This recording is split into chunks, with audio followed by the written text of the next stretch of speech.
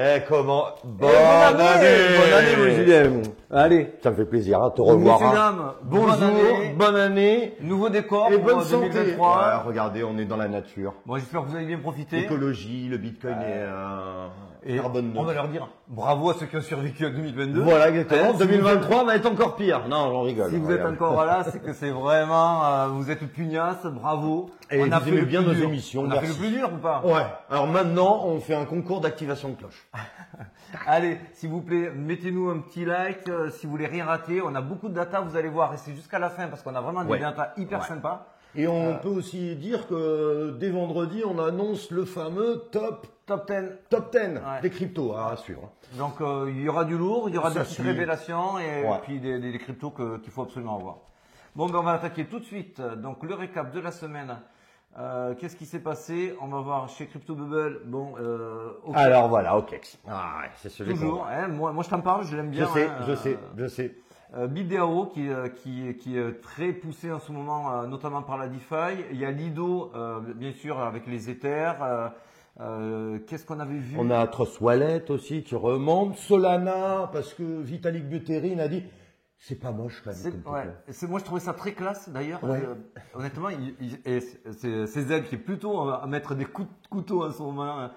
Je trouvais classe. Il fait bon. Non, mais, franchement, il y a quand même du potentiel dans Solana, ça mérite qu'on s'y penche. Boum, ça repart. Et j'ai voulu en prendre à 9,50. Bon, Après, j'ai pas pris. est-ce qu'il n'y a pas eu aussi l'effet de ça serait pas Sam Bankman-Fried qui est en train de vendre ses Solana? Merde, je suis repéré. Donc du coup, j'arrête de les vendre. Du coup, Solana revient. C'est possible ça. Parce que t'as vu que dès qu'il a été remis en liberté, les Solana ont été dumpés direct. Ouais. Et il s'est dit, oh merde, je suis visible. Peut-être. C'est ça, Mais c'est alors pas après, ça. hein, le truc de Solana, moi, ce qui me fait très très peur, c'est que les deux projets NFT, ils se sont barrés, etc. Il y a beaucoup de projets d'app Ouais. qui se sont barrés. Alors tout le monde dit il reviendra à 300, bah ouais, mais par l'amour de Jésus, par l'amour de Dieu. Alors vite fait sur Atom, vous rappelez-vous, on vous a fait un petit tuto Ouais. du dossier la semaine dernière. Bon, ben, on est content de voir que notre chouchou est le chouchou de beaucoup hein, maintenant. hein. Bien sûr. Eh bien, il nous a fait un joli 10% et c'est que le début parce que Cosmos, on vous le redit, cet écosystème-là, c'est pour du long terme, c'est Ah fait oui, pour durer. oui, l'internet des T'aimes blockchains. la chemise? Ouais, moi j'aime bien. Ouais. Et t'as vu, je me suis mis au rugby. Ouais, mais tu étais claqué, je croyais que tu pouvais plus jouer. Ah bah parce que je suis coach. En Ouais. même temps, on est dans le coach. Bon, alors, arrête les bêtises. on va continuer vite fait avec les news de la semaine. Ah oui, alors ouais, la Russie qui veut lancer une monnaie adossée à l'or, ok. Bon. Moi, c'est sur BlackRock que je voulais te faire réagir. C'est pas mal. Alors, C'est quand même. c'est fou. C'est quand même. questionnant, c'est hyper C'est questionnant. Ah C'est ouais. quelqu'un qui déteste la blockchain, qui Ouais. ne peut pas. Ouais. Et pourtant, Ils viennent sauver un Un des plus gros gros mineur. mineurs. Donc, Core Scientific, pour ceux qui ne le savent pas, c'est une des grosses boîtes qui fait du mining, qui a annoncé se mettre à Chapter 11. Chapter 11, on vous refait pas le truc. C'est pas une faillite, mais c'est mise en sauvegarde, donc c'est pas loin de la faillite. Et là, donc, BlackRock a filé 17 millions, plus d'autres. Je crois qu'ils ont pu lever à peu près 60-70 millions. Du coup, c'est un cadeau de Noël pour eux. c'est un Ils cadeau le de font Noël. comme ça. Ils vont pouvoir passer surtout ce bear market. Ouais. Et certainement passer à autre chose. BlackRock, s'ils font ça, c'est pas du philanthrope. Voilà, c'est pas anodin. Ouais, donc, c'est ça qu'on voulait dire.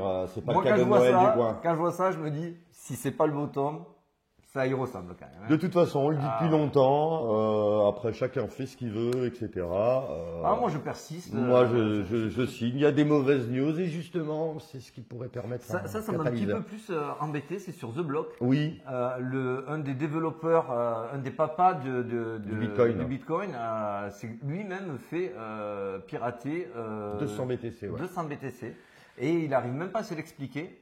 Donc c'est assez flippant quand même de te dire que le mec arrive à crypter, nanana. Ouais, en effet, c'est vrai que j'ai vu cette news. Après, je sais pas quand dire, surtout dans les périodes un petit peu comme ça, mais bon, en tout cas, c'est vrai. Bon, je vais pas le plaindre, hein, si c'est un des développeurs Bitcoin, je pense qu'il en avait plus de 200. Ouais. Non Alors avant d'attaquer l'analyse BTC, et on a deux datas qui sont super importantes qu'on va vous montrer, qui sont sur la fin, donc restez bien jusqu'à la fin. Je voulais te faire réagir sur XRP. Aujourd'hui, Alors voilà, ça tout le monde en parle, on en a parlé. on ce en matin, parle, on en mais c'est sous-estimé, mais largement sous-estimé à mon sens. Parce que là, aujourd'hui, nos amis de CoinTribune, alors c'était pas aujourd'hui, c'était fin de l'année dernière, ce qui était pas très loin quand même. ont fait un très bel article, et notamment sur le fameux dossier Inman, William Inman, qui donc révèle ce dossier que la SEC autorise XRP à utiliser leurs documents qui ne voulaient absolument pas publier, qui apparemment les mettent vraiment en mauvaise posture, et on demandait au juge, ok, on refile les documents à Ripple, mais on demande à Ripple qu'il ne soit absolument pas diffusé, que rien ne soit rendu public. Ce qui est jamais vu. Troublant. C'est hyper troublant. Donc le juge a dit non, et il a complètement refusé la requête. Et en plus, il a dit non, mais c'est hypocrite ce que vous demandez en plus. Comment vous voulez dire bon, ben on fait un procès public et certaines données ne doivent pas être révélées. Donc comment vous voulez qu'on mais alors ça sent très mauvais pour la SEC. Et ce qu'on sous-estime, c'est là où je veux en venir, ce qu'on sous-estime, c'est qu'en fait, ça va avoir un effet retentissant massif sur l'écosystème. Bien sûr, sur les Layer 1, tout ce qui est autour de l'Ethereum, mais globalement, je pense que ça va être le catalyseur haussier qu'on attend. Tout le monde s'attend à avoir du baissier.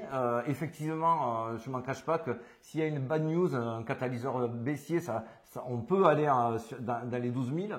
Personne n'est dupe de cela. Il suffit d'ouvrir son téléphone. On voit que tout le monde titre « Allez, du 8 000, du 10 000, du 12 000 ». C'est une probabilité. On n'est absolument pas là pour vous dire « c'est faux, ça n'ira pas ». Juste, nous, on essaye de vous montrer une vision qui est un peu plus probable à notre sens. Attention, c'est pas parce qu'on vous dit que nous, on pense pas que ça va chuter et qu'on est proche du bottom qu'on ne se couvre pas pour autant. Ça s'appelle du risk management. Et voilà, il faut toujours prévoir le pire, même si c'est pas votre option numéro 1. Et si votre option numéro 1 est invalidée, eh bien, comme ça, vous n'êtes pas pris de court pour aller sur l'option numéro 2. C'est pour ça qu'il faut rester quand même massivement ou au moins majoritairement en cash. C'est ce qu'on vous conseille. Bien sûr. Et on verra s'il y a des signes de bottom. Et c'est vrai que c'est un très très bon projet, très culotté, hein, Securities. Bien sûr. Il peut faire trembler la planète finance, donc c'est pour ça que forcément. L'impact va être global et massif, surtout que là on voit, il est sur une zone hyper défendue autour des 0,3. Il y a eu une mèche à 0,3 il y a 2 jours. Même pour te dire, tu vois, c'était le prix que je l'ai acheté en 2018. 0,30. Donc, tu vois, on est revenu là, c'est des bons prix. On est dans des zones de rachat et on voit que la smart money, surtout, on voit qu'elle ne sort pas, la smart money. Et surtout qu'on a vu, on en parlait juste avant, un mouvement baissier bizarre hier. Je vais te le mettre de manière plus visuelle, mais regarde-moi toutes ces mèches ici, dès qu'on est en dessous de 0,35. C'est racheté.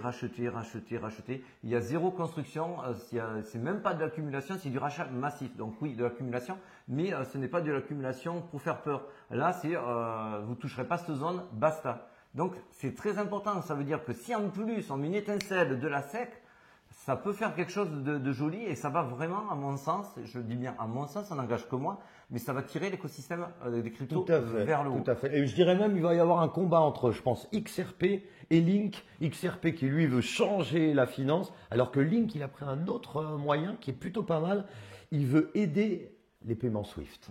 C'est-à-dire qu'il s'est adossé. Il a dit, je ne veux pas révolutionner, je n'y arriverai pas tout seul.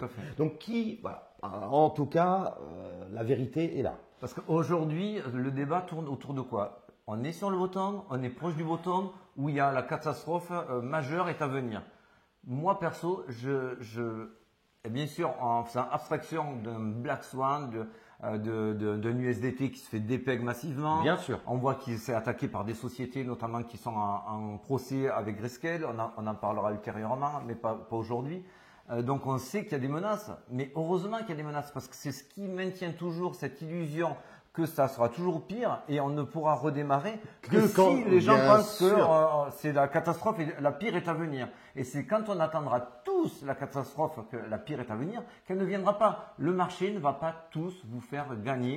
C'est une évidence. Et même on peut donner nos petits adages. On en parlait fin d'année. On se disait, bon, on voit tous le halving en 2024, tout ça c'est visible, etc.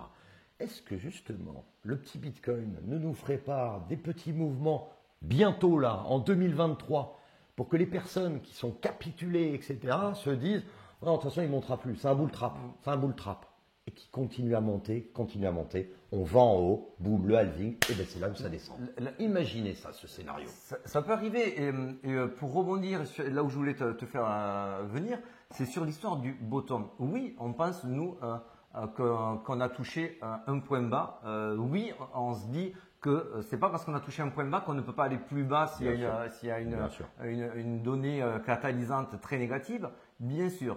Mais aujourd'hui, quand on te dit non, c'est pas le bottom ou c'est le bottom, on ne le saura qu'au prochain ATH. Oui, je suis d'accord. Parce que là, je vous fais une construction vite fait. On vous dit, ah, ben voilà, ça construit, donc c'est bon, on a touché. Si ça vous fait comme ça, on se dit, ah, ben c'est bon, ici, c'était le bottom.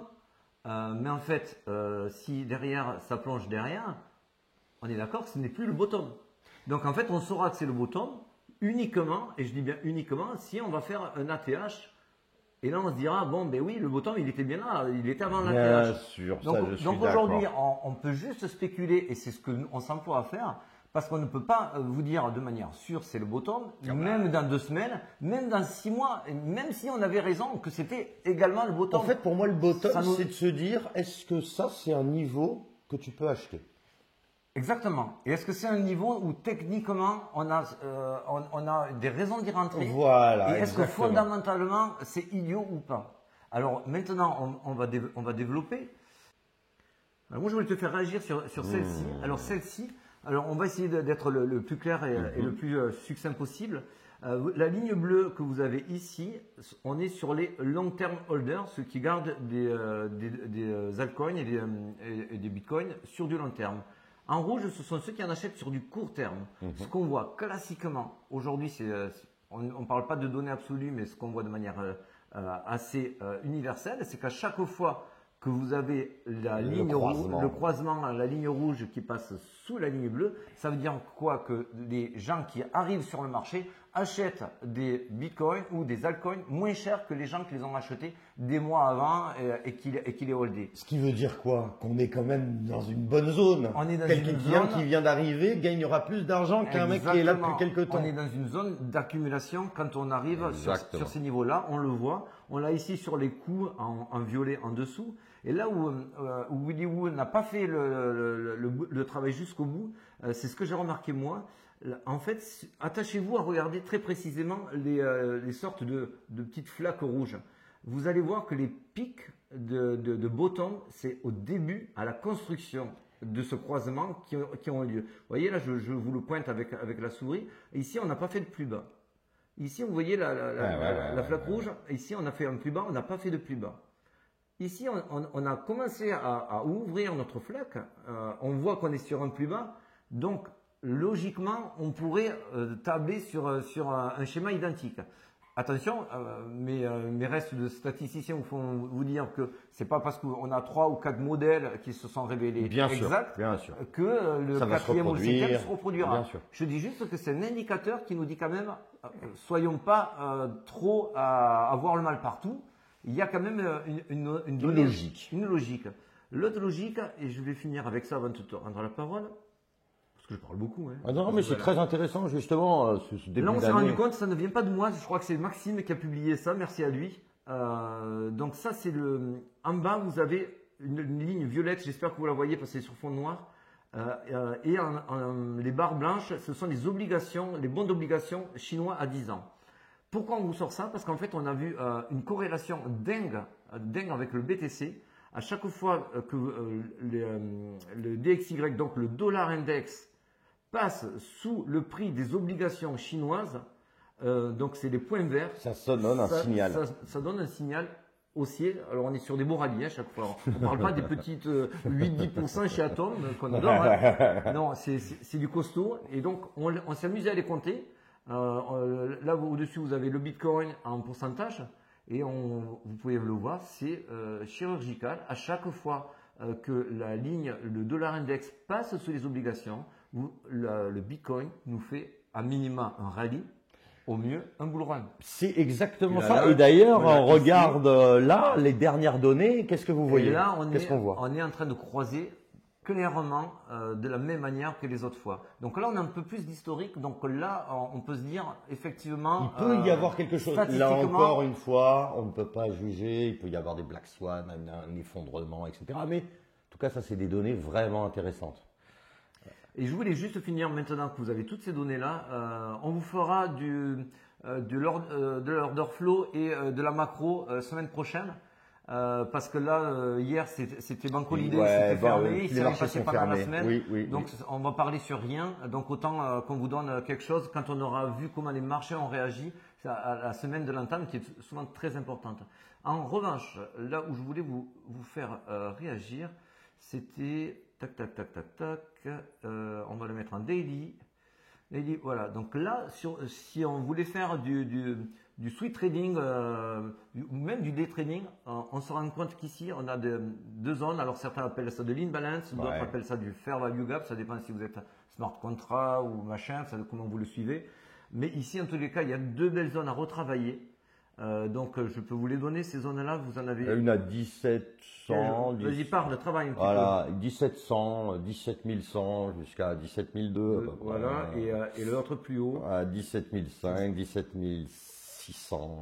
Donc là, très clairement, il y a de très fortes chances d'y aller tôt ou tard. Moi, je sens que ça sera vraiment en janvier qu'on va aller chatouiller, et je pense avant la fin janvier qu'on va aller chatouiller ces deux zones-là. En revanche, si on a une mauvaise nouvelle et que le marché se reverse, il n'y a aucune zone fair value gap à aller voir. Donc là, je pense qu'il n'y aura pas d'arrêt avant d'aller titiller les supports. Les 15 000. Les 15 000.